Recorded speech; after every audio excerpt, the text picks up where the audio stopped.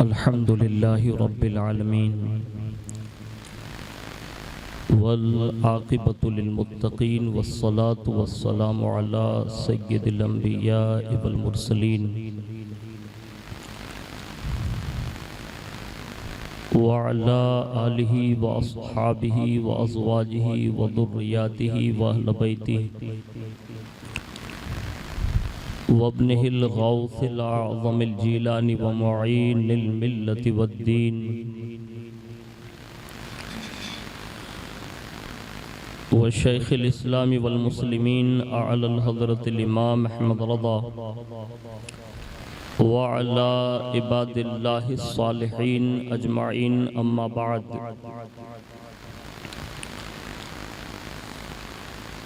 फ़अऊज़ु बिल्लाहि मिनश शैतानिर रजीम बिस्मिल्लाहिर रहमानिर रहीम। इन्नल्लज़ीना सबक़त लहुम मिन्नल हुस्ना उलाइका अन्हा मुबअदून ला यस्मऊन हसीसहा व हुम फ़ी मश्तहत अन्फुसुहुम खालिदून ला यहज़ुनुहुमुल फ़ज़अउल अकबर व ततलक़्क़ाहुमुल मलाइका हाज़ा यौमुकुमुल्लज़ी कुन्तुम तुअदून यौम नत्विस समाअ कतय्यि सिज्जिलिल कुतुब कमा बदअना अव्वल ख़ल्क़िन नुईदुहु वअदन अलैना इन्ना कुन्ना फ़ाइलीन वलक़द कतबना फ़िज़्ज़बूरि मिन बअदिज़्ज़िक्र अन्नल अर्ज़ यरिसुहा इबादियस सालिहून इन्न फ़ी हाज़ा लबलाग़न लिक़ौमिन आबिदीन वमा अर्सलनाका इल्ला रहमतल लिल आलमीन। सदक़ल्लाहु मौलानाल अज़ीम व बल्लगना रसूलुहुन नबियुल अमीनुल मुख्तारुल करीम व नहनु अला ज़ालिका लमिनश शाहिदीन व शाकिरीन वल्हम्दुलिल्लाहि रब्बिल आलमीन।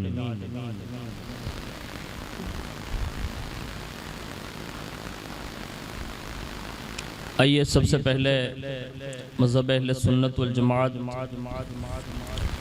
यानी कि मसलक आला हज़रत के कदीम दस्तूर के मुताबिक हम सब के आका व मौला हुज़ूर सरापा नूर सैयदना मुहम्मदुर रसूलुल्लाह सल्लल्लाहु ताला अलैहि वालिहि वसल्लम की बारगाह पुरनूर में जी लगाकर दुरूद पाक की नज़रें पेश कर लें। अल्लाहुम्मा सल्लि अला सय्यदना व मौलाना मुहम्मदिन माअदनिल जूदी वल करम व अला आलिहि व अस्हाबिहि व बारिक वसल्लम। नबी और आले नबी पर एक बार और मोहब्बत के साथ जी लगा कर दुरूद शरीफ पढ़ लें। अल्लाहुम्मा सल्लि अला सय्यदना व मौलाना मुहम्मदिन माअदनिल जूदी वल करम व अला आलिहि व अस्हाबिहि व बारिक वसल्लम। सलातुम व सलामुन अलैका या रसूल अल्लाह सल्लल्लाहु ताला अलैहि वालिहि वसल्लम। हुसूल बरकत व नजात के लिए एक बार पूरा मजमा मिलकर दुरूद पाक पढ़ लें। अल्लाहुम्मा सल्लि व सल्लिम व बारिक अला सय्यदना व मौलाना मुहम्मदिन नबिय्यिल उम्मिय्यिल हबीबिल आलिल क़द्रिल अज़ीमिल जाह व अला आलिहि व अस्हाबिहि व बारिक वसल्लम। सलातुम व सलामुन अलैका या रसूल अल्लाह सल्लल्लाहु ताला अलैहि वालिहि वसल्लम। अल्लाह रब्बुल इज़्ज़त की तौफीक से और उसके प्यारे महबूब सल्लल्लाहु ताला अलैहि वालिहि वसल्लम के तसद्दुक़ से बिलखुसूस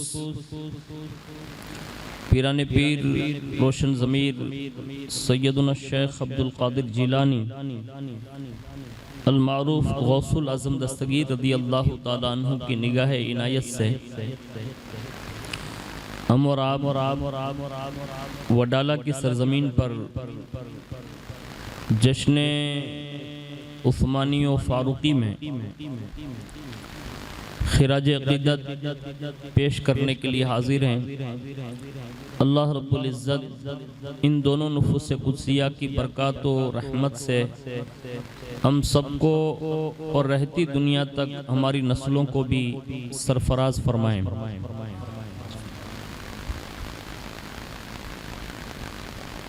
अपनी गुफ्तगू का आगाज़ उन अशार के साथ करने की सादत हासिल करता हूँ जो किसी ने बारगाह रिसालत माब सल्लल्लाहु ताला अलैहि वसल्लम में पेश किया था। वो कुछ अशार नात के भी हैं और कुछ मनकबत के भी मिलते जुलते अशार हैं। अल्लाह रब्बुल इज़्ज़त इन अशारों का हम सबको मिस्दाक बनने की तौफीक नसीब फरमाएं। उन्होंने अर्ज़ी पेश की है और वो बड़ा खूबसूरत पस मंज़र हमारे और आपके सामने अल्फाज की दुनिया में लाकर वो पेश कर रहे हैं। कहते हैं कि सामने हो अगर रुखे खैरुल बशर, सामने हो अगर रुखे खैरुल बशर, फिर इबादत का कितना मज़ा आएगा, फिर इबादत का कितना मज़ा आएगा। और दिल में है आरज़ू वो जो हो रूबरू, दिल में है आरज़ू कि हो वो रूबरू, तो फिर तिलावत का कितना मज़ा आएगा, तो फिर तिलावत का कितना मज़ा आएगा। और जो हुजूर के लिए बीमार होते हैं, एक तो होता है जिस्मानी बीमारी और एक होती है दिल की बीमारी। और अगर वो दिल की बीमारी हुजूर के लिए हो तो फिर वो लज्जत देती है। मिसाल के तौर पर एक दुनिया का मजाजी आशिक जिसको हम कहते हैं, जिसको अपनी सादी भाषा में वो लवेरिया नहीं बोलते, ऐसा वो जो किसी लड़की से आंखें दो चार हो जाती है तो आदमी को एक मोहब्बत हो जाती है, तो आदमी वो बीमार होता जाता है उसकी जुदाई में। लेकिन वो जब जब भी उसका जिक्र सुनता है, उसकी बातें सुनता है, उसको देखता है, तो इसको एक सुरूर आता है, लज्जत आती है, टेस्ट आता है। ये तो दुनिया का एक ज़ाहिरी हुस्न है जिसको देखने के बाद जुदाई में बीमारी और मुलाकात हो जाए तो सुरूर मिलता है। एक दुनिया का अगर मजाजी इश्क वाला इन चीज़ों से लज्जत हासिल कर सकता है, अगर कोई रसूलुल्लाह की मोहब्बत में बीमार हो जाए तो फिर उसको कितना मज़ा देता है, तो ये हम और आप नहीं समझ सकते। ये फिर कोई उवैसी जाम रखता हो ना, ये वही समझा सकता है। ये हम और आप नहीं समझा सकते। ये कोई इश्क़े बिलाली का परतव हो वही समझा सकता है। ये हम और आप नहीं समझा सकते। ये सिद्दीको, उमरो, उस्मानो, हैदर जैसे साकी होना तो वो समझा सकते हैं। और इसी को इमाम इश्क़ मोहब्बत आला हजरत फाजिल बरेलवी अलैहि रहमत व रिज़वान ने एक जगह पर अपनी उस इश्क की खैरात का इजहार करते हुए यूँ अरीज़ा पेश किया है कि जानो दिल होशो खिरत सब तो मदीने पहुँचे, जानो दिल होशो खिरत सब तो मदीने पहुँचे, तुम नहीं चलते रजा सारा तो सामान गया, तुम नहीं चलते रजा सारा तो सामान गया। और कहते हैं जान है इश्क मुस्तफ़ा रोज फुजू करे खुदा, जान है इश्क मुस्तफ़ा रोज फुजू करे खुदा, जिसको हो दर्द का मजा नाजे दवा उठाए क्यों, जिसको हो दर्द का मजा नाजे दवा उठाए क्यों। और एक जगह पर कहते हैं दिल करो ठंडा मेरा वो कफे पा चांद सा, सीने पे रख दो जरा तुम पे करोड़ों दरूद। मैंने कहा इससे मिलता क्या है, तो कहते हैं चमक तुझसे पाते हैं सब पाने वाले, मेरा दिल भी चमका दे चमकाने वाले। मैंने कहा दिल जिसके चमकते हैं तो फिर होता क्या है, तो कहा वो मैदान महशर में भी पुल सिरात से भी गुजरता है तो यूं कहता है ए रजा अब पुल से वजद करते गुजरिए के है रब्बे सल्लिम सदाए मोहम्मद। कहे रब्बे सल्लिम सदाए मोहम्मद, और एक जगह कहते हैं इश्क तेरे सदके जलने से छूटे सस्ते, इश्क तेरे सदके जलने से छूटे सस्ते, जो आग बुझा देगी वो आग लगाई है, जो आग बुझा देगी वो आग लगाई है। तो बीमारी पर मैं एक बात अर्ज कर रहा था, वो शायर कहता है मुझको ऐसे ही बीमार रहने दो, मुझको ऐसे ही बीमार रहने दो, तुम न दवा चाहो और न शिफा चाहो, यानी मुझे तुमसे न दवा चाहिए न शिफा चाहिए। कहते हैं मुझको ऐसे ही बीमार रहने दो, तुमसे न दवा चाहिए न शिफा चाहिए, मेरी लेने खबर आए अगर आका। मुझे तुम ऐसे ही बीमार रहने दो, न दवा चाहिए न शिफा चाहिए, मेरी लेने खबर अगर आए आका, फिर इयादत का कितना मजा आएगा, फिर इयादत का कितना मजा आएगा। मैं अभी शुरू सफर में आज अब माशाल्लाह जवान लोगों को मुबारकबाद पेश करता हूँ, साबिर भाई और यहाँ के जो जिम्मेदार है हमारे अकरम भाई खान साहब वगैरह, और आप सबको भी, कि ये कल्चर बड़ा बदल चुका है। आप इस घटाटोप दौर में भी अगर जश्न फारूकी और जश्न उस्मानी मना रहे हैं तो मैं ये कहता हूँ कि दुनिया लेवल पे आप बहुत बड़ी मुबारकबाद के लायक हैं। हाँ, दुनिया के एरे गहरे नत्थु खैरे के लोग उर्स मनाते हैं और उसमें बड़े बड़े लोग पहुंचते हैं, और ऐसे ऐसे लोग पहुंचते हैं कि ऐसा लगता है वो ये भी कहीं उर्स में हाजिरी देता है, लेकिन ऐसे लोग भी पहुंचते हैं। वो साहिब मज़ार के लिए नहीं आया होता है, वो साहिब सज्जादा को दिखाने आया होता है कि मैं आया हूँ आपके दादा के उर्स में, लेकिन आपको कोई किसी से मतलब नहीं, और आप इस वक्त उनका उर्स मना रहे हैं जो आज भी रसूलुल्लाह के कदमों में आराम फरमा रहे हैं। जाहिर सी बात है जब कोई किसी का जिक्र करता है, बात करता है, तो हमारे यहाँ तो ये एतकाद है कि हम किसी वली को भी याद करते हैं तो उनको पता चल जाता है। तो मैं कहता हूँ अभी आपका जिक्र पूरे ऊना, गुजरात, हिंदुस्तान कहीं भी कोई करे या न करे, आलमे बरज़ख में बारगाह नबी में आप लोगों का नाम जरूर आता होगा। हुजूर की बारगाह में फारूक आजम ये अर्ज करते होंगे कि या रसूलल्लाह, ऊना में एक वडाला नाम का एक इलाका है जहां आपके आशिकों ने मेरा जश्न सजाया है, और जिसकी एक बार खबर अगर रसूलुल्लाह को हो जाए तो मैं ये समझता हूँ ये उसकी दुनिया भी काफी है और उसकी आखिरत के लिए भी काफी है। तो आप ये ना समझें कि ये फोकट में ये चीजें होती है, नहीं, ये बहुत काम की है। ये जिसको कदर हो जाए ना, ये उसको पता चलता है। मैं वो समझाने के लिए आपको अर्ज कर दे रहा हूँ ताकि आपकी लज्जत और बढ़ जाए। आप कभी घबराना नहीं, अगर एक भी आदमी ना आए ना, हमारे बाबा साहब खाली बैठे हो ना तो भी बरकती तकरीर कर सकता है। अगर पूरे वडाले में से कोई ना आए ना, खाली हमारे हजरत बैठे हो ना, तो भी तकरीर करूंगा मैं। ये मेरी फितरत में है। मैंने मुहर्रम के पहले 10 दिन तकरीर की ना, वो 7 आदमियों में तकरीर की, आपको समझ भी नहीं पड़ेगी। ये मेरा मिजाज है पहले से। लेकिन एक बात अर्ज कर रहा हूँ आपकी लज्जत के लिए, ये नाम कितने बड़े हैं अब उसका तो हम अंदाजा नहीं लगा सकते, लेकिन हम करीब करीब के बुजुर्गों का नाम सुनते हैं तो हमें लज्जत आती है, इसलिए सुना दे रहा हूँ। एक ईसाई या मजूसी या यहूदी कोई दर्जी था जो गौसे पाक का लिबास सिला करता था, यानी पेराहन शरीफ। तो उनके यहाँ वो दर्जी काम जानता था, तो हुजूर गौसे पाक का वो कुर्ता सिल देता था। अब आहिस्ता आहिस्ता हुजूर गौसे पाक से उसकी मोहब्बत बढ़ने लगी, और इस हद तक बढ़ी कि वो शैदाई हो गया। अभी तक उसने इस्लाम कबूल नहीं किया, लेकिन शैदाई हो गया। अब जाहिर सी बात है कि गौसे पाक की मोहब्बत आदमी को कहाँ तक पहुंचाएगी तो सब जानते हैं। जब उसका आखिरी एंड आया ना, तो कुदरत ने करम फरमाया कि उसे इस्लाम की दौलत से सरफराज कर दिया गया। सिलता था खाली कपड़े। अब जो उर्स मना रहे ना अरजान, अब ये ना समझिए कि आप कोई अचंभे वाला काम नहीं, बहुत खूबसूरत काम कर रहे हैं। दुनिया इसको मतलब सराहे ना सराहे, अल्लाह और उसके रसूल के नजदीक जरूर सराहा जाता है।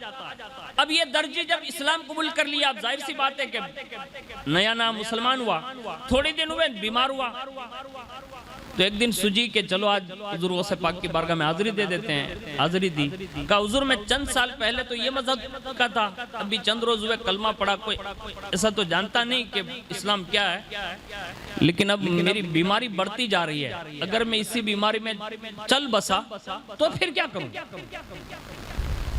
यानी अगर इसी में मर गया तो फिर क्या करूं। तो फरमाया कुछ नहीं आता, कहा हुजूर कुछ नहीं आता। अगर गौसे पाक चाहते तो हाफिज बना सकते थे ना, आलिम भी बना सकते थे, वहीं जो चाहते वो बना देते। अरे जब वो चोरों को वली बना सकते हैं तो अपने आशिक और दर्जी को वो क्या नहीं बना सकते थे। लेकिन कुछ चीजें हमारे लिए भी तो छोड़नी थी ना। हर जमाने में तो गौसे पाक मतलब ये करामतें तो मतलब दिखाए फिरते नहीं रहेंगे, उनका जो जमाना होगा वही तक महदूद है। अब उसके बाद वो जब चाहे बना दे, ये उनकी करम नवाजी है, वरना ये सारे काम हर जमाने में हो ये कोई जरूरी नहीं होता। तो कुछ लोगों को तसल्ली के लिए भी ऐसे काम वो करके गए जिससे लोगों को रहती दुनिया तक मेरे और आपके जैसे लोगों को भी ये सूझबूझ पड़े कि ये बुजुर्गों के नाम कितने बड़े होते हैं। गौसे पाक ने फरमाया कुछ नहीं आता, कहा कुछ नहीं, कहा तुझे मामला क्या डर लगता है, यानी कौन से मामले में डर लग रहा। कहा हुजूर मैंने सुना है कि आप ही तो बयान करते हैं कि कब्र में पहुंचते ही मुनकर नकीर आते हैं और डांट कर उठाते हैं, और पहला सवाल होता है मन रब्बु का, तेरा रब कौन है। अब अल्लाह के बारे में मुझे इतनी तो मालूमात है नहीं। फिर पूछता है फरिश्ता माँ दीनों का, तेरा दीन क्या है। फिर तीसरा पूछता है माँ कुंता तकुल फी हादी शान हादर रजुल, इस शख्स के बारे में, इनकी शान के बारे में तू क्या कहा करता था। अब ऐसे सवाल होते हैं और उसके बाद दुनिया भर के सवालात। तो मुझे तो कुछ आता नहीं, तो हुजूर मैं वहां क्या करूंगा। वाह दरबारे कादरियत तुम्हारी अजमतों को सलाम, तुमने हम जैसे गुनहगारों को छुड़वाने का एक रास्ता अता फरमा दिया। फरमाया घबराना नहीं प्यारे, फरिश्ते आए झिड़क कर उठाएं, कोई भी सवाल करे। ये नहीं कहा कि मन रब्बू का पूछे या माँ दीनू का पूछे, माँ कुंता तकुल फी हादी शान हादर रजुल पूछे, नहीं, कोई भी सवाल करे सिर्फ इतना कहना या मुहय्यद्दीन अब्दुल कादिर जीलानी, या मुहय्यद्दीन अब्दुल कादिर जीलानी, या मुहय्यद्दीन अब्दुल कादिर जीलानी।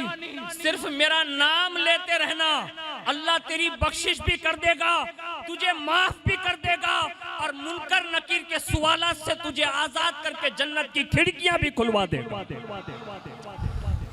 और साहिबे किताब लिखते हैं कि ये वाकया पेश आया और लोगों को गौसे पाक ने बताया कि इसको सिर्फ मेरे नाम की वजह से बख्श दिया गया।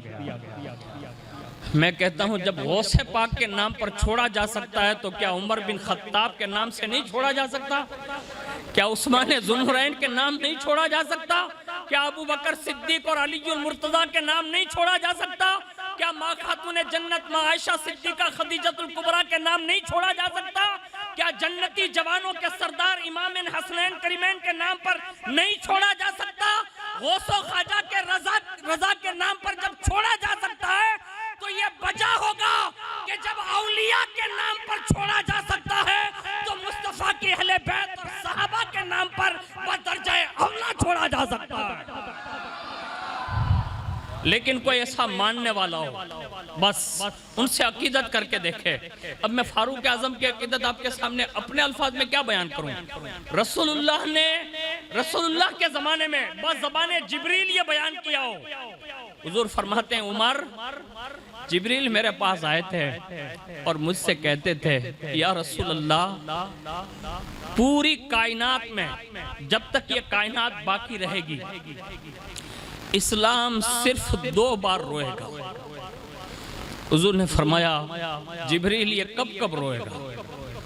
तो अर्ज किया या रसूल अल्लाह, जब आपका विसाल होगा तब इस्लाम रोएगा। एक मकान का फिर कब रोएगा? का जब उमर बिन खत्ताब की शहादत हो जाएगी तब इस्लाम रोएगा। यानी जिसके जाने पर इस्लाम रोता हो वो उमर बिन खत्ताब है। लेकिन मैं शेर पेश कर रहा था, हो सकता है आपके मिजाज में ये बात न रही हो, लेकिन मैं शेर पेश कर देता हूँ। अल्लाह करे ये शेर हमारी नस्लों को समझ में आ जाए। कहते हैं सर पे सिद्दीक, ऐसे नहीं यार, ये मैं इतनी बड़ी शख्सियत का नाम ले रहा हूँ कि जिसकी जागीर में मैं जो जागीर कह रहा हूँ ना, आप समझ रहे ना, अपने यहाँ तो 2-3 प्लॉट मिल जाते थे कि आ मारू जन फलाणु ओलानु जन ढीकणु ओलानु ऐसा होता ना, 2-3 प्लॉट 2-3 दुकान आ डेलो है मोलाना ये आपड़ो जो फलाणु जन हवे तो खाली रिक्शा पड़ी थे आपड़ी रिक्शा। अच्छी बात है, दिखाना चाहिए। लेकिन मैं जिसका नाम ले रहा हूं ना, जन्नत में 10 हिस्से, जन्नत में 10 हिस्से सिद्दीक अकबर के ऐसे हैं उनके नाम पर कि जिसका एक हिस्सा फरिश्ता अगर 30,000 साल तक, जो जन्नत के साल है, वो परवाज करके उड़े तो भी फरिश्ता एक हिस्सा पार नहीं कर सकता। तो मैं शेर पढ़ रहा हूं, सर पे सिद्दीक, आंखों में उस्मान हो। सर पे सिद्दीक, आंखों में उस्मान हो, धड़कनों में उमर, और जाने जहां हो अली। सर पे सिद्दीक, आंखों में उस्मान हो, धड़कनों में उमर, जाने जहां हो अली। ये सभी मोतबर हम सफर हो, ये सभी मोतबर हम सफर हो, तो फिर रिफाकत में कितना मजा आएगा, तो फिर रिफाकत में कितना मजा आएगा। आखिरी शेर पेश कर रहा हूं, दिल के कानों से सुन के जाना। चंद रोज के बाद ये शेर शायद आपको याद आ जाए, चंद दिन के बाद, यानी हफ्ता 10 दिन के बाद, ये अगर कहूं कि जुम्मा बाद, यानी आने वाली जुम्मा के बाद से ही हो सकता है आपको याद दिला दी जाए। कहते हैं बोले इब्ने अली करबला में सुनो, बोले इब्ने अली करबला में सुनो, सर कटाना भी है घर लुटाना भी है। बोले इब्ने अली करबला में सुनो, सर कटाना भी है घर लुटाना भी है। सामने हो खुदा जब हो सजदा अदा, सामने हो खुदा जब हो सजदा अदा, फिर शहादत का कितना मजा आएगा, फिर शहादत का कितना मजा आएगा। हम तो माइल बकरम है कोई साइल ही नहीं, राह दिखलाएं किसे रह रवे मंजिल ही नहीं। एक बार दुरूद शरीफ पढ़ लीजिए, अल्लाहुम्मा सल्ली अला सय्यदना मौलाना मुहम्मद मादनिल जुदी वल करम व अला आलिहि व अस्हाबिहि व बारिक वसल्लम। सलातु व सलाम अलैका या रसूल अल्लाह सल्लल्लाहु तआला अलैहि व आलिहि वसल्लम। कुरान अज़ीम की मैंने बहुत सारी आयतें आपके सामने तिलावत कर दी है। बतौर बरकत एक आयत करीमा का मफ़हूम अर्ज़ कर देता हूँ और उसकी मुख्तसर सी तफसीर अर्ज़ करता हूँ। उससे आप अंदाज़ा लगाइए कि सहाबाए किराम अलैहिम रिज़वान और 4 यार वो कितने पाए के अल्लाह के बरगुज़ीदा बंदे लोग गुजरे हैं।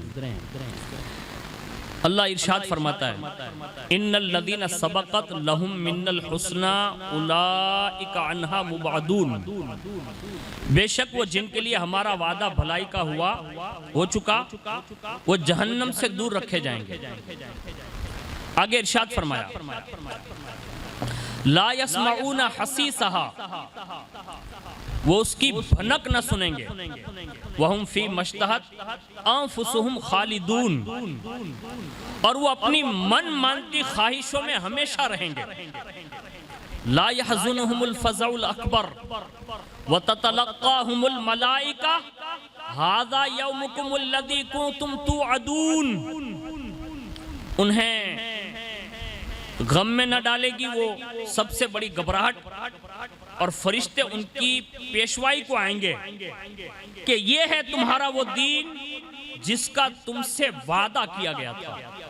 यानी ये कहकर फरिश्ते सहाबा को तसल्ली देंगे। अल्लाह रब्बुल इज़्ज़त ने इन आयतों में सहाबाए किराम अलैहिम रिज़वान की खुसूसियत बयान फरमाई।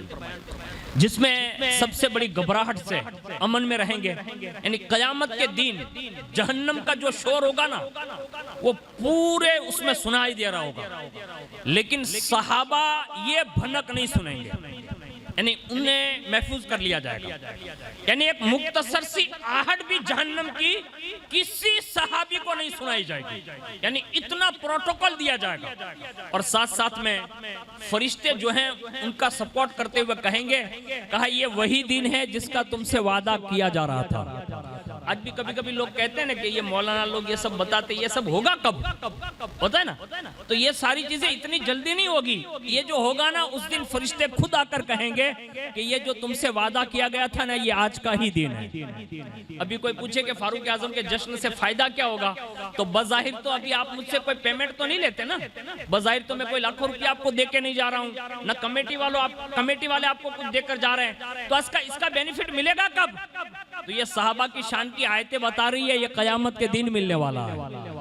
हाँ, ये अल्लाह चाहे कयामत के सदके में अल्लाह दुनिया में भी देता है, लेकिन ये उसका मिजाज है, उसकी शान मशीयत है कि वो जिसको चाहता है तो दुनिया भी देता है, आखिरत भी देता है, दोनों देता है। या तो किसी के लिए एक मुंतखब कर लेता है या किसी के लिए आखिरत मुंतखब कर लेता है। खुद फारूक आजम बयान करते हैं, एक बार हुजूर की बारगाह में गए तो हुजूर चटाई पर लेटे हुए। कौन? जिसके कदमों की बरकतों की वजह से जन्नत बनी है, वो शहनशाह दो जहां चटाई पर लेटे हुए हैं। फारूक आजम ने सलाम किया, हुजूर बेदार हुए, तशरीफ ले गए। देखा ना तो हुजूर के जिस्म नाज़नीन यानी मुकद्दस जिस्म नूर पर वो चटाइयों के वो खजूर की जो चटाई थी ना उसके निशानात पड़े हुए हैं। हाथों की तरफ देखा ना तो वो खजूरों का तकिया था, करीब में एक मशकिज़ा पड़ा हुआ है। फारूक आजम देखकर रोए। हुजूर ने फरमाया, उमर क्या हुआ? कहा, या रसूल अल्लाह, कैसर और किसरा के लोग जो है बड़े मखमल वाले बिस्तरों पर सोते हैं, बड़े आरामदेह गद्दों पर चैन की नींद सोते हैं। हुजूर, आपको अल्लाह ने सारी कायनात का मालिक और मुख्तार बनाया। हुजूर, मैं देख रहा हूँ आपके जिस्म पर खजूर की चटाइयों की निशानियां हैं, खजूरों का तकिया है। हुजूर, अगर आप इशारा करें ना, आप हुक्म दें, आपके सहाबा को अल्लाह ने अभी बहुत कुछ दे दिया है, हम भी आपके लिए ऐसा कोई बिस्तर ढूंढ लाएं और आप भी सुकून और आराम की नींद, आप इस चटाई को छोड़कर नरम बिस्तर पर आराम फरमाएं। हुजूर ने फरमाया, उमर, अगर मैं चाहता तो मेरा रब मुझसे कहता है, महबूब अगर तुम चाह लो तो ये उहद पहाड़ जो है ना वो आपके साथ सोना और चांदी का बनकर चल सकता है। मेरे रब ने कहा, महबूब, मैंने सोने और चांदी और कायनात के तमाम खजानों की चाबियां आपके दस्ते अक़दस में दे रखी है। आप जितना चाहें, जब चाहें, जिस वक्त चाहें आप इख्तियार कर सकते हैं। लेकिन उमर सुन, मैंने दुनिया पसंद नहीं किया, मैंने मोहम्मद के लिए, आले मोहम्मद के लिए और गुलाम मोहम्मद के लिए मैंने हमेशा आखिरत पसंद किया है। और कयामत के दिन दुनिया देखेगी कि मोहम्मद, आले मोहम्मद और गुलाम मोहम्मद के लिए कयामत में कितना बड़ा इनाम होगा और कितना बड़ा इनाम होगा। तो बरेली का रजा कहता है, काश महशर में जब उनकी आमद हो और भेजे सब उनकी शौकत पे लाखों सलाम, और जिस तरफ उठ गई दम में दम आ गया उस निगाहे इनायत पे लाखों सलाम। और कहते हैं, या रसूल अल्लाह, मुझसे खिदमत के कुदसी कहे, हाँ रजा, मुस्तफा जाने रहमत पे लाखों सलाम।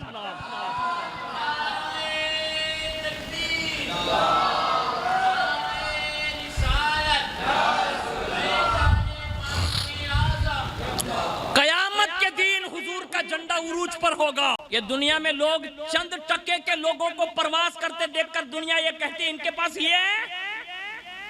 मैंने कहा, जितनी जमीनें हैं दुनिया में छान मारो आप, कहीं सोना नहीं निकलता, लेकिन वह या रसूल अल्लाह तुम्हारे कदमों की बरकतें, अरब में सोना निकलता, पेट्रोल डीजल कहीं जमीन पर नहीं निकलता। एक कीमती खजाना भी अगर कहीं से उबलता है तो ये मुस्तफा जाने रहमत की सरजमीनों पर उबलता है। मैं कहता हूं ये खजानों के मालिक हुजूर हैं, लेकिन दुनिया में जब बड़े बड़े बादशाहों के आप यूट्यूब पर सर्च कीजिए, बड़े बड़े बादशाहों के बारे में लिखा है, यानी जो आज के जमाने के लोग हैं, लिखा है कि उनके टॉयलेट भी सोने से बने हुए, यानी ये अरब ममालिक की मैं बात कर रहा हूँ। उनकी गाड़ी, उनका प्लेन, और वो जहां वो सोते हैं, रहते हैं, उठते बैठते, ये सारी चीजें सोने में मटी हुई है। इतना सब कुछ होने के बाद भी कोई उनको याद नहीं करता, यानी उनका नाम मरने के बाद या थोड़ा बहुत सोशल मीडिया में, किताबों में कहीं नहीं मिलता। किताबों में कोई मिलता है ना तो शेर खुदा मिलता है, माँ खातून जन्नत मिलती है, इमाम हसन पाक मिलते हैं, इमाम हुसैन पाक मिलते हैं, इमाम ज़ैनुल आबिदीन मिलते हैं, इमाम मोहम्मद बाकिर मिलते हैं, इमाम जाफर सादिक मिलते हैं, हजरत सैयदना नकी अली मिलते हैं, हजरत सैयदना तकी अली मिलते हैं, हजरत मूसा काजिम मिलते हैं, हजरत इमाम हसन अस्करी मिलते हैं। आज भी उनका खलीफा नाइब गौसियत का ताज ज़र्रीन रखकर शेख अब्दुल कादिर जिलानी का नाम मिलता है। और कुर्बे कयामत में भी अगर किसी के बेटे का नाम चमकेगा तो वो कोई और का बेटा नहीं होगा, वो माँ खातून जन्नत फातिमा ज़हरा का बेटा इमाम मेहदी का चमकता नजर आएगा। यानी बादशाहों के तस्करे यही मिट जाते हैं और दुर्वेशों के तस्करे कयामत तक जिंदा रहते हैं। तो हुजूर ने फरमाया मैंने आखिरत पसंद किया। हाँ, इसलिए अगर किसी के पास कुछ न भी हो ना तो घबराना नहीं कभी, इसलिए कि हमें यहाँ मिलने वाला नहीं, हमारे लिए तो ये कैद खाना है, हमारे लिए यहाँ तो असल जो है ना वो जन्नत है। और उसका अल्लाह ने वादा फरमाया, सहाबा से वादा फरमाया। उसमें से मैं 3 चीजें बता देता हूँ, अगर अल्लाह करे अमल करना, कोशिश करना, सुनाना मेरा काम है, तौफीक अल्लाह दे। खुद हजरत सैयदना अब्दुल्ला रज़ी अल्लाह ताला अन्हु रिवायत फरमाते हैं कि हुजूर ने फरमाया 3 अफराद ऐसे हैं कि कयामत के दिन बड़ी घबराहट जो होगी ना वो उन्हें परेशान नहीं करेगी। और ये मैं वो नुस्खा बता रहा हूँ जो हुजूर ने बयान किया। आज हमारे यहाँ थोड़ा वावाजोड़ा आ जाए, थोड़ी बारिश ज्यादा आ जाए, थोड़ी गर्मी ज्यादा हो जाए, थोड़ी ठंडी ज्यादा हो जाए, आदमी परेशान हो जाता है।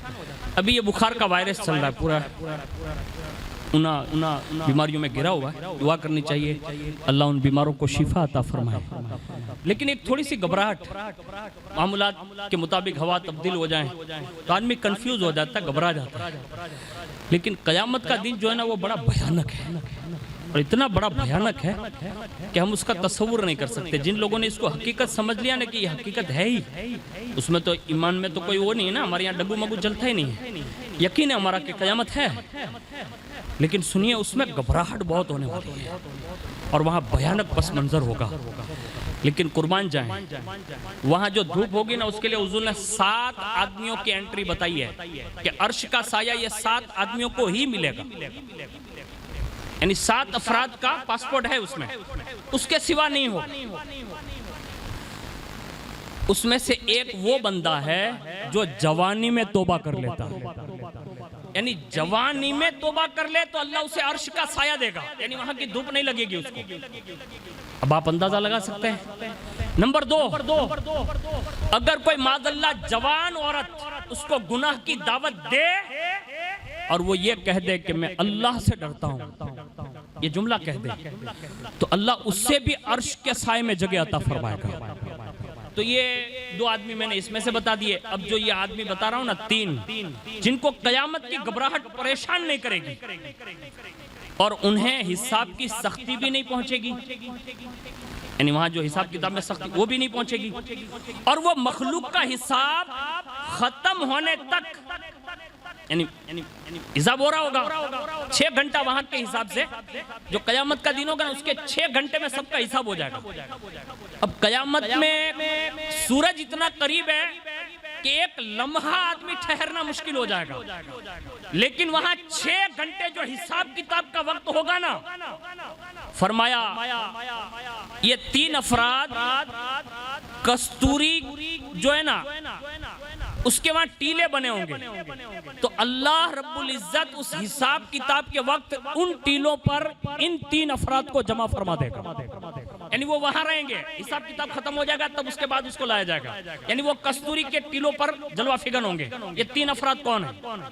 नंबर 1 वो शख्स जिसने अल्लाह की रिजा के लिए कुरान पढ़ा। फारूक आजम के इस्लाम लाने का सबसे बड़ा सबब कुरान बना, और फिर फारूक आजम ने 12 साल तक खाली कुरान अज़ीम की एक सूरे बकरा माँ तर्जमा और तफसीर के रसूलुल्लाह की बारगाह में पढ़ी है।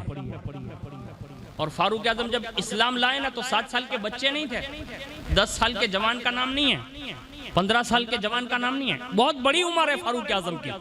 लेकिन फिर भी 10 साल ये 12 साल तक रसूलुल्लाह से उन्होंने सूरे बकरा पढ़ी। अब आपसे भी गुजारिश है, अगर कयामत के दिन घबराहट से बचना है ना तो कुरान पढ़ते सीख जाइए।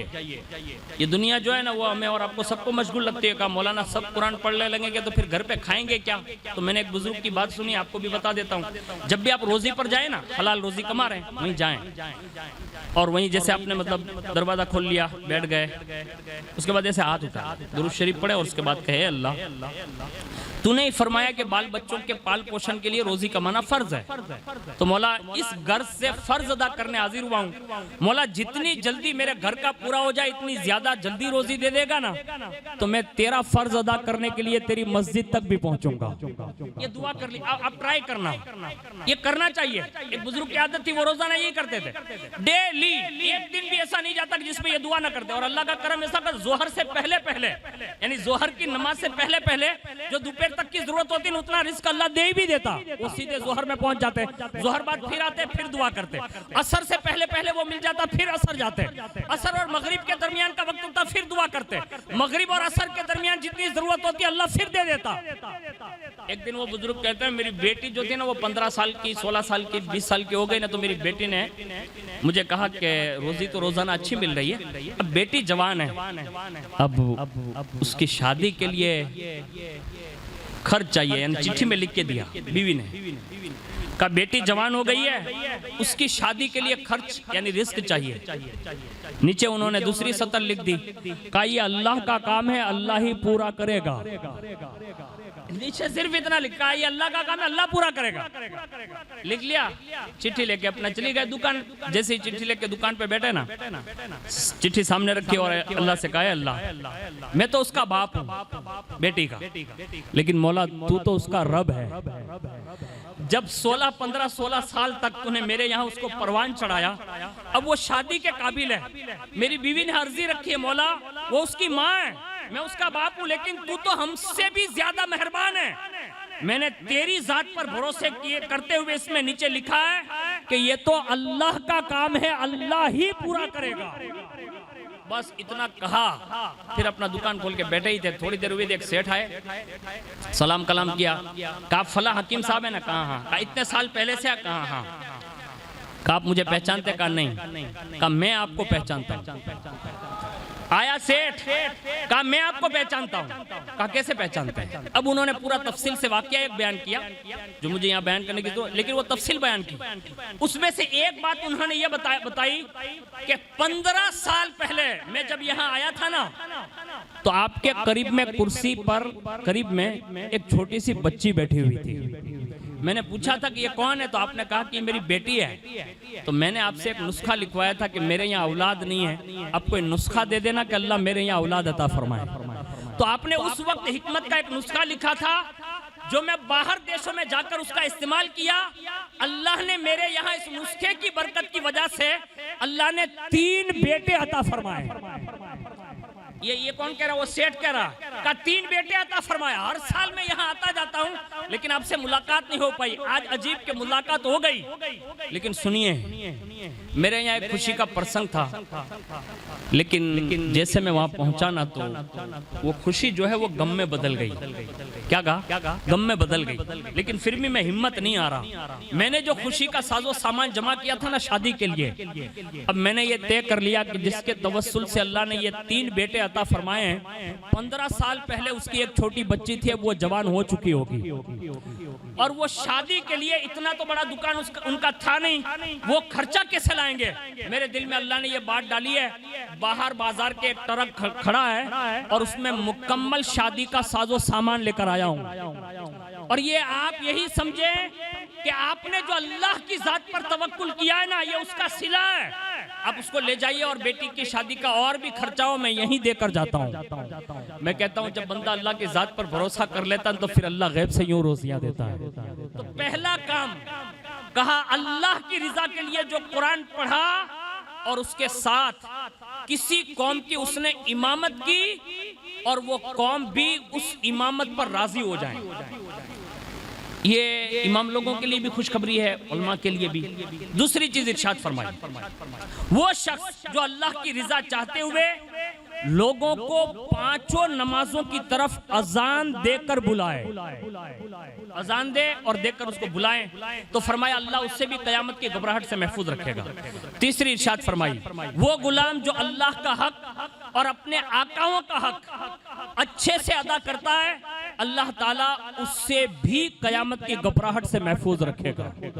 मैं कहता हूँ ये हदीस पाक में इन 3 बंदों का बयान है।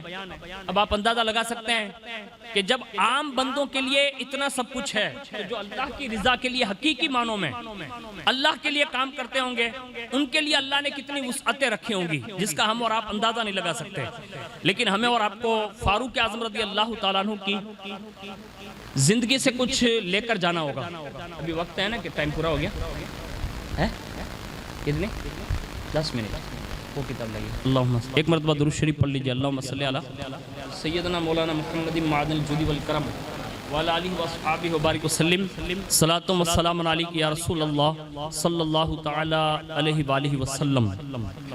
तो जो लोग अल्लाह और उसके रसूल के लिए जिन्होंने पूरी जिंदगियां वक़फ़ कर दी हो, अब उनके मर्तबे अल्लाह और उसके रसूल के यहाँ कितने बुलंदो बाला होंगे, अब उसका आप अंदाज़ा लगाएं इससे कि अल्लाह ताला के नज़दीक फ़ारूक आज़म रज़ी अल्लाह ताला अन्हु को कितनी बड़ी खुसूसियात से बहरावर फरमाया गया होगा, जो इस किताब में लिखा है कि हमारे बुजुर्गों ने जिसको बड़ी तफसील से बयान किया है। मैं चंद बातें बता देता हूँ जिससे आपको ये अंदाज़ा होगा कि फ़ारूक आज़म रज़ी अल्लाह ताला अन्हु को अल्लाह रब्बुल इज़्ज़त ने चंद खूबियाँ ऐसी अता फरमाई, उसमें से एक है मुवाफ़िक़ात फ़ारूक आज़म। अब मुवाफ़िक़ात कहते किसको है उसको पहले समझ लें। जैसे कोई बात मैं कहूँ अभी और बापू तायद कर दें कि बिल्कुल सही है, मौलाना साहब तायद कर दें कि बिल्कुल सही है। अब इन दोनों ने मेरी मुवाफ़िक़त की, यानी मेरी हाँ में हाँ मिलाई, तायद कर दी कि बरकती सही कह रहा है। ये एग्जाम्पल के लिए। अब उस बंदे की शान कितनी होगी कि वो कोई बात करे और अल्लाह तायद कर दे कि ये बंदा सच कह रहा है। ये और ये शर्फ अगर किसी को हासिल था तो सहाबा बयान करते हैं, जिसमें से एक रिवायत मौलाए कायनात फरमाते हैं, इन्न फिल कुरान ल कुरानन मिन राय उमर। फरमाया कुरान पाक में अमीरुल मुमिनीन फारूक आजम की राय की मुवाफिकत में अहकाम मौजूद हैं। यानी कुरान जो नाजिल हुआ, उमर जो राय देते थे उसी राय पर वो कुरान की आयतें नाजिल होती थी कि उमर सच कहता है, यही होना चाहिए। एक तो ये मौलाए कायनात ने फरमाया। दूसरा कौल सुनिए, हजरत मुजाहिद फरमाते हैं, काना उमरु यरा राय फयंज़िलु बिहिल कुरान। फरमाया फारूक आजम जब कोई राय पेश फरमाते तो उसी के मुताबिक कुरान की आयत नाजिल हो जाती थी। यानी जो बात कहते उसी पर कुरान की आयत नाजिल होती। फारूक आजम के बेटे हजरत अब्दुल्ला फरमाते हैं कि जब किसी मामले में सहाबा का इख्तिलाफ हो जाता और एक दूसरे की राय तलब की जाती तो फरमाते हैं कि उसी सहाबा की जमात में मेरे वालिद फारूक आजम अपनी भी राय पेश करते, तो जो राय मेरा बाबा पेश करता था, फरमाते हैं उसी के मुताबिक कुरान की आयत नाजिल होती थी। अब इससे पता ये चला कि फारूक आजम की राय कितनी गहरी होती होगी कि उनकी मुआफिकत में अल्लाह कुरान नाजिल फरमाता था।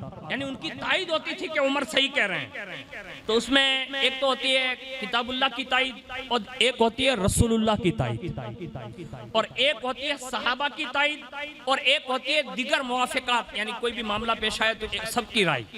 तो ऐसे 4 ऑप्शन फारूक आजम के हैं। उसमें से मैं एक कुरान की बता दे रहा हूँ, आप अंदाजा लगाएंगे।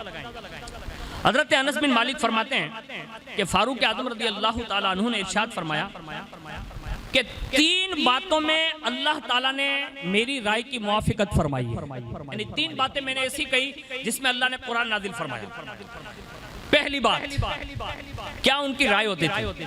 पहली बात, फारूक आजम फरमाते हैं कि मैंने एक बार अर्ज किया, या रसूल अल्लाह लवित तखदना मिन मकामी इब्राहिम मुसल्ला, यानी या रसूल अल्लाह अगर हम मकामे इब्राहिम को मुसल्ला यानी नमाज पढ़ने की जगह बनाए तो कैसा रहेगा? यानी ये राय पेश की तो कैसा रहेगा? तो अल्लाह ने इसी राय पर यह आयत नाजिल फरमा दी, वत्तखिदू मिन मकामी इब्राहिम मुसल्ला, और इब्राहिम के खड़े होने की जगह को नमाज का मकाम बनाओ। फारूक आजम ने रसूलुल्लाह से अर्जी की, यहाँ वो अर्जी कर चुके, अल्लाह ने उनकी मुआफिकत में यह आयत नाजिल फरमा दी।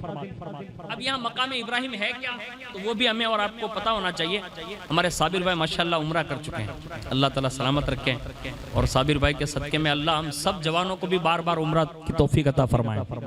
तो मकाम इब्राहिम साबिर भाई ने वहाँ देखा होगा कि हुजूर सल्लल्लाहु ये अपने काबा शरीफ के बिल्कुल दरवाजे के इधर आप सामने देखे ना, तो उधर ये मकाम इब्राहिम जो चांदी के एक उसमें मढ़ा हुआ अंदर है, कद में हजरत इब्राहिम अलैहिस्सलातु वस्सलाम के नुकुश, जैसा कि रिवायत में बयान है।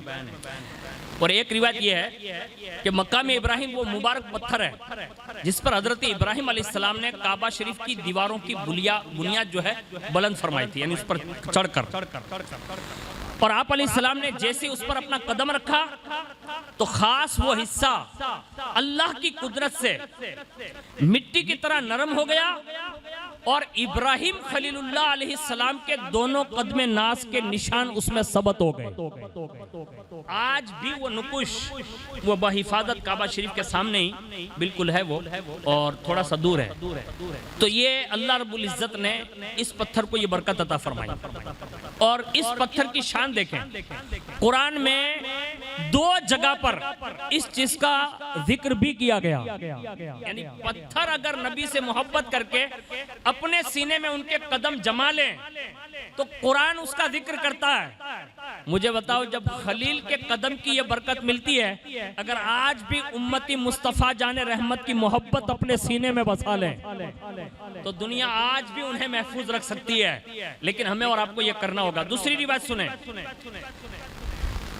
रसूलुल्लाह सल्लल्लाहु अलैहि वसल्लम को फरमाते हुए हजरत अब्दुल्लाह इब्न अम्र फरमाते हैं कि मैंने सुना कि हजरे अस्वद और मकाम इब्राहिम ये दोनों जन्नत के याकूतों में से 2 याकूत है।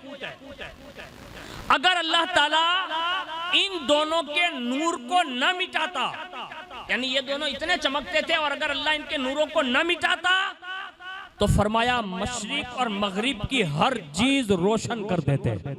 यानी ये इतने चमकदार हैं जो अल्लाह रब्बुल इज्जत ने इसमें चमक रखी है, लेकिन अल्लाह रब्बुल इज्जत ने उनके नूर को छुपा दिया।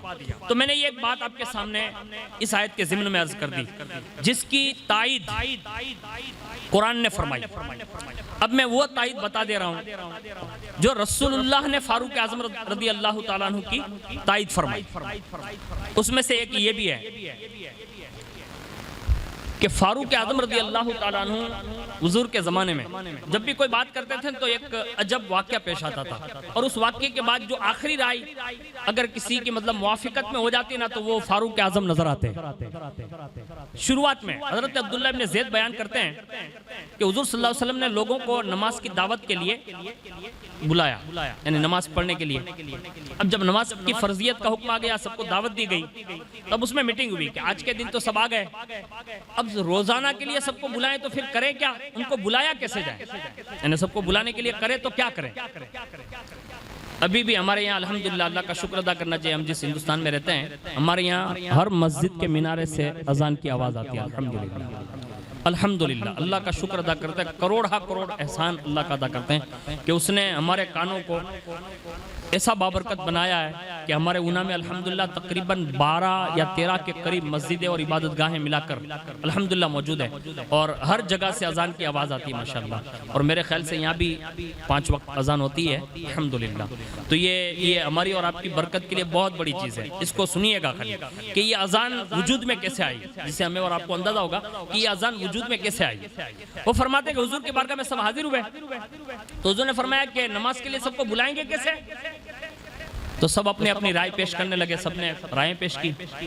उसमें से हजरत अब्दुल्लाह इब्न ज़ैद कहते हैं कि किसी ने कहा कि नाकुस बजाएं, किसी ने कहा आग जलाएं, सबने अपना अपना बयान दिया। वो फरमाते हैं कि मैंने अर्ज किया कि या रसूल अल्लाह, मैंने एक ख्वाब देखा है कि एक शख्स 2 सब्ज कपड़ों में मलबूस हाथ में नाकुस लेकर मेरे पास आया। मैंने कहा ए अल्लाह के बंदे ये क्या है? कहा ये नाकुस है। तो कहा मुझे बेचोगे? तो उस बंदे ने मुझसे कहा कि ये तुम्हारे किस काम का है?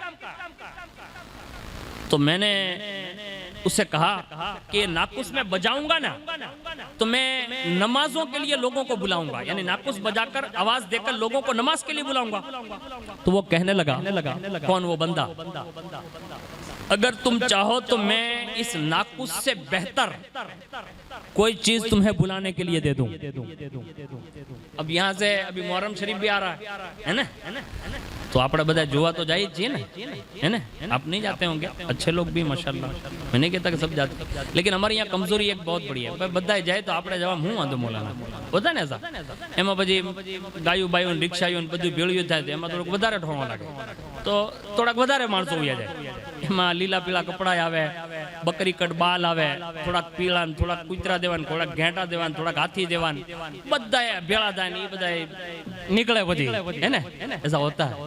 लेकिन सुनिए, ये मैं जो बता रहा हूँ ये रसूलुल्लाह के ज़माने की बात बता रहा हूँ। नाकुस हमारे यहाँ नहीं है, ढोल नहीं है, ताशा नहीं है, कुछ नहीं है। हमारे यहाँ बांसुरी भी नहीं है। हमारे यहाँ जब जब भी कोई बात बताई गई है ना तो उसमें अल्लाह का नाम पहले है। इसको याद रखिएगा। ये सारा जो हमारे साथ हो रहा है ना वो खिलवाड़ हो रहा है, धोखा है। इमाम हुसैन का इस चीजों से कोई लेना देना नहीं था, सही बता रहा हूं मैं आपको। हमारे यहाँ फारूक आजम की सीरत में मिलता है कि फारूक आजम ने अपने दौर में मस्जिदों में औरतों का आना बंद करा दिया था। अपने वडाला थी रिक्शा भरीन भाइयों ने कोट एरिया में खाली करवा जाता हूं तो फारूक आजम ऊपर हूँ बीतती है। हालो अपने घरनी बायु न ली गया, बीजानी बायु ने जोवा तो गया ने। जाहिर सी बात है, आप थोड़ा आंखों पर ऐसे चश्मे के साथ में ऐसा लगा लेते हैं कि नहीं भाई अपने बायु नहीं जोई, ऐसा कर रहे हैं। એટલા બધા તો અલ્લાહના વલી આપણે નથી ને ભાઈ, सब जाते हैं। तो सुनिए, मत जाइए। मैं जो आपको कह रहा हूँ ना, मैं किसी का विरोध में नहीं कह रहा हूँ, ये आपकी भलाई के लिए कह रहा हूँ। देखिए ये इस्लाम है। वो कहते हैं मैंने नाकुस मांगा के नाकुस दे दे, हम नमाज के लिए बुलाना चाहते हैं। तो कहा नमाज के लिए इससे बेहतर बुलाने की चीज देता हूँ, यानी नकारा नहीं दिया, नाकुस नहीं दिया, ढोल तमाशा नहीं दिया, का इससे बेहतर अल्फाज सिखाता हूँ। तो का सिखाइए। तो उसने ख्वाब में मुझसे वो कहने वाला नाकुस वाला कहता है जब अजान के लिए ये नमाज के लिए बुलाना हो ना तो फिर यूं कहना अल्लाहु अकबर अल्लाहु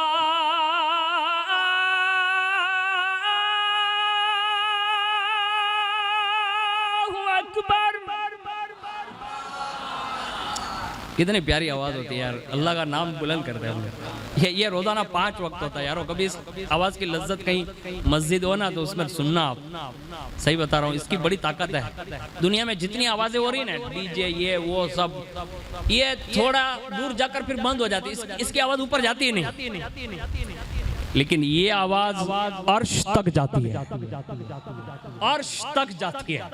मैं तो कहता हूँ अजान तो अजान है ही, अजान देने वाला बिलाल मुस्तफा जाने रहमत का आशिक अगर जमीन पर मक्के या मदीने में चलता है, हुजूर जब जब जन्नत गए, हुजूर ने फरमाया बिलाल जब जब जन्नत जाता हूँ आगे आगे तेरे चलने की कदमों की आहट महसूस करता हूँ। ढोल ताशे बजाने वालों की आवाजें कहीं नहीं जाती, अल्लाह और उसके रसूल का नाम जो बुलंद करते हैं उनके चर्चे जन्नत में भी रसूलुल्लाह के आगे आगे उनके कदमों की आहटें नसीब होती है। हाँ, कहा मैं तुझे बताता हूं, ये अल्फाज कहना। उसने कहा अशहदु अल्ला इलाहा इल्लल्लाह,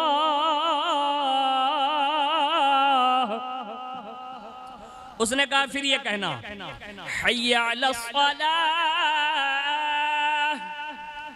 हय्या अलल फलाह, अल्लाहु अकबर ला इलाहा इल्लल्लाह।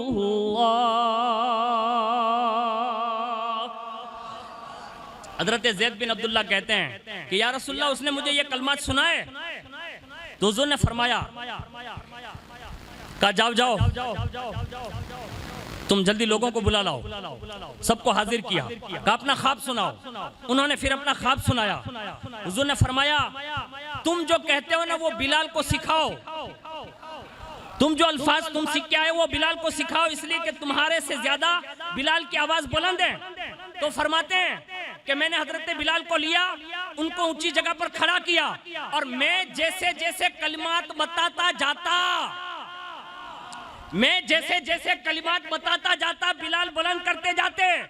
अभी बिलाल ये आवाज दे ही रहे थे, यानी अल्फाज कह ही रहे थे। फारूक आजम फरमाते हैं मैं अपने घर में था, मैंने बिलाल की आवाज सुनी जो बिलाल अजान कह रहे थे। मैं दौड़े हुए मस्जिद में उसी हालत में आया कि मेरी चादर जो थी ना वो जमीन में घिसट रही थी, यानी इतनी जल्दी आया। और जैसे मैं हाजिर हुआ मैंने देखा कि हुजूर करम फरमाए। मैंने हुजूर की बारगाह में जाकर अर्ज किया वल्लज़ी बाअसक बिल हक़ या रसूल अल्लाह लक़द रायतु मिस्ल राया। या रसूल अल्लाह, अल्लाह की इज्जत की कसम, जिसने आपको रसूल बनाकर भेजा है, मैंने आज ख्वाब में यही अल्फाज सुने हैं जो बिलाल कह रहा है, यानी मुझे यही अल्फाज सुनाई दिए। जब ये सुनाना तो हुजूर ने फरमाया फलिल्लाहिल हम्द, सब खूबियां और सब तारीफ अल्लाह ही के लिए है।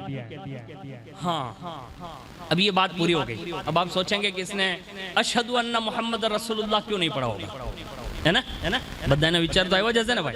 अब उसका मैं बयान कर रहा हूँ, उसको सुना दे रहा हूँ ताकि आपके इल्म में हो जाए। हजरत बिलाल को जो अल्फाज बताए ना वो यही थे जो मैंने अभी आपके सामने पढ़े। लेकिन जब फारूक के आदम आए ना तो ये आजान सुनी, यानी अभी अल्फाज कह रही थे, शुरुआती हुई थी, आए भी। अजान जब दे ली तब तो कुछ बोले नहीं, लेकिन जैसे दूसरी नमाज का वक्त आया, पहले यही थे जो मैंने अभी पढ़कर सुनाए। जैसे ही दोबारा हजरत बिलाल ने अजान कहना चाहिए और फरमाते हैं हजरत अब्दुल्ला इब्ने उमर के मुअज्जिन रसूल हजरत बिलाल रज़ियल्लाहु ताला अन्हु इब्तिदाअन में अल्लाहु अकबर अशहदु अल्ला इलाहा इल्लल्लाह अशहदु अल्ला इलाहा इल्लल्लाह हय्या अलस सलाह हय्या अलस सलाह हय्या अलल फलाह हय्या अलल फलाह अल्लाहु अकबर ला इलाहा इल्लल्लाह इतना ही कहते थे। और जब वो कहते तो उसी अजान में जैसे हय्या अलस सलाह से पहले उन्होंने अशहदु अल्ला इलाहा इल्लल्लाह कहा तो फारूक आदम ने फरमाया बिलाल रुक जा, ये है उमर, ये है मुआफिकत। कहा बिलाल रुक जा, अब हय्या अलस सलाह न कहना, अशहदु अल्ला इलाहा इल्लल्लाह के बाद मेरी तरफ से ये बढ़ा दे अशहदु अन्ना मुहम्मदर रसूलुल्लाह,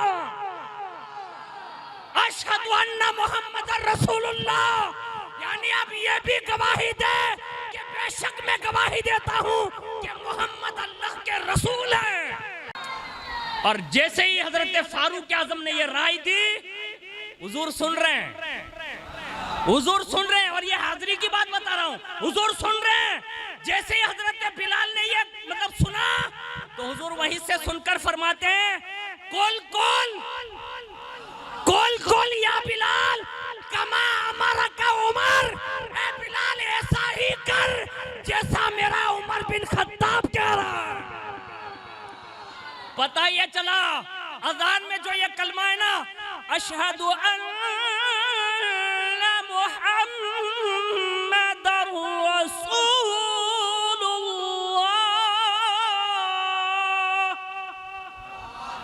ये फारूक आजम का कलिमा सिखाया हुआ है।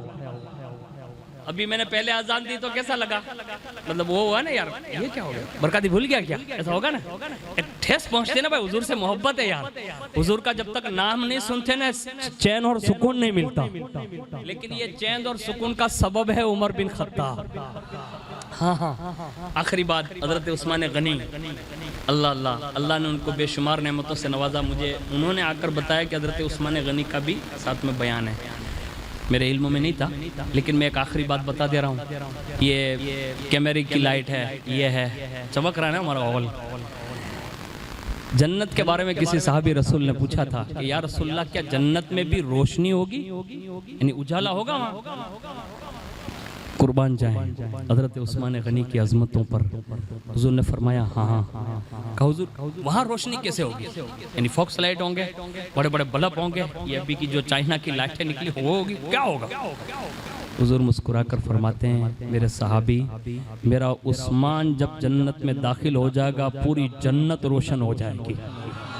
यानी उस्मान गनी का चेहरा ही इतना नूर वाला होगा कि उनके चेहरे से पूरी जन्नत बारौनक हो जाएगी।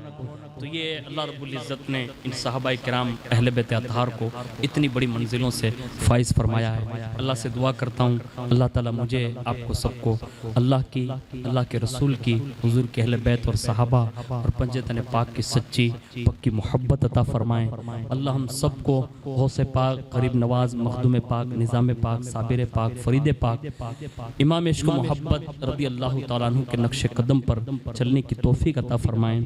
अल्लाह करीम जिन जिन लोगों ने दामे दिरहम सुख ने हिस्सा लेकर इन महफिलों को सजाया और रौनक बख्शी, ए अल्लाह उनके घरों में भी रौनकें अता फरमा, बरकतें अता फरमा, उनकी रोजियों में उनकी नस्लों तक बाकी रहे ऐसा रिज़्क़ वसी अता फरमा। ए अल्लाह हम सब के गुनाहों को माफ़ फरमा, इन नुफूस कुदसिया के नक्श कदम पर चलकर ज़िंदगी गुजारने की तौफीक अता फरमा। ए अल्लाह हमारी नज़ा की तकलीफ़ को आसान फरमा, कब्र की मंजिल को आसान फरमा, क़यामत की होलनाकियों से हम सब की हिफाजत फरमा। ए अल्लाह हम सबके माँ बाप पर खुसूसी करम फरमा।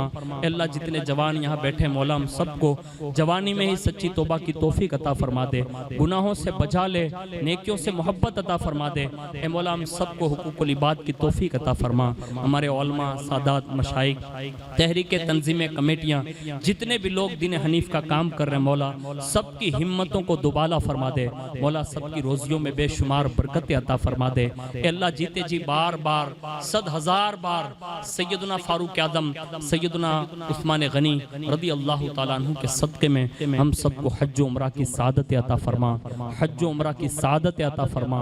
तुझे फضل करते नहीं लगती बार, न हो तुझसे मायूस उम्मीदवार। इन्नल्लाह व मलाइकतहु युसल्लूना अलन नबी या अय्युहल्लज़ीना आमनू सल्लु अलैहि व सल्लिमू तस्लीमा। अल्लाहुम्मा सल्लि अला सय्यदना मौलाना मुहम्मदिन मादिल जुदी वल करम व अला आलिहि व अस्हाबिहि व बारिक व सल्लिम व उफ़व्विदु अमरी इलल्लाह इन्नल्लाह बसीरुम बिल इबाद। आमीन बिरहमतिका या अरहमर राहिमीन।